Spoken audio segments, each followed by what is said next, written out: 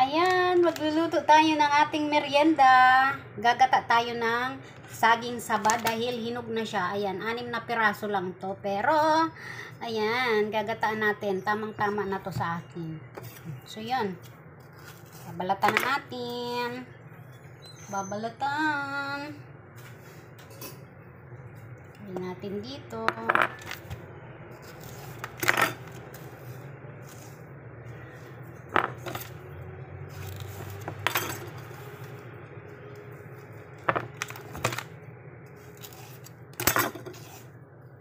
Mabilis lang to lutuin.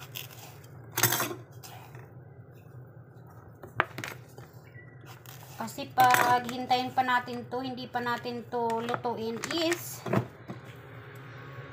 hihinog na siya ng hihinog. So, pangit na siya. Maasim na siya pag niluto. Pag sobrang hinog na.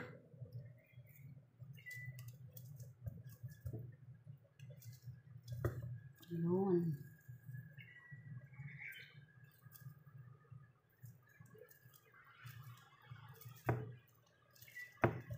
So, ito lang ang gagataan ko.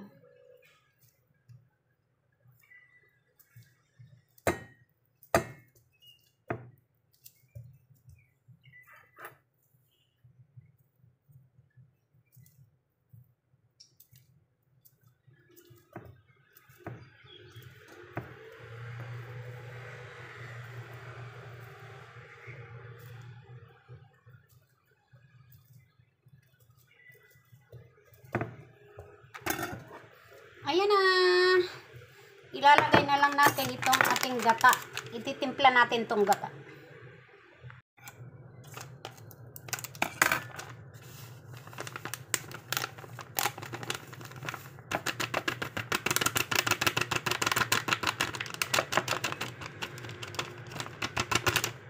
Masarap to ilagay na gata kasi mabango siya at masarap.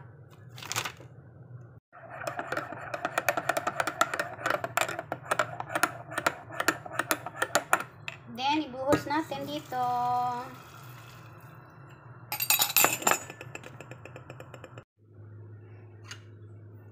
Ayan, nilagyan ko na siya ng konting asin at asukal. And then, hintayin natin siyang kumulo para maluto yung saging at yung gata natin. Ayan. So, hinalo ko lang yung asukal para madaling matunaw. And then, tatakpan natin. And that's it. Hintayin na lang natin siyang kumulo para maluto. Ayan na, kumulo-kulo na ang ating ginataang saging. Sarap nito. Sarap. Ayun, oh. Palutuin lang natin ang gata para hindi mapanis. Meron na tayong pang merienda at pang almusal. Yun, oh.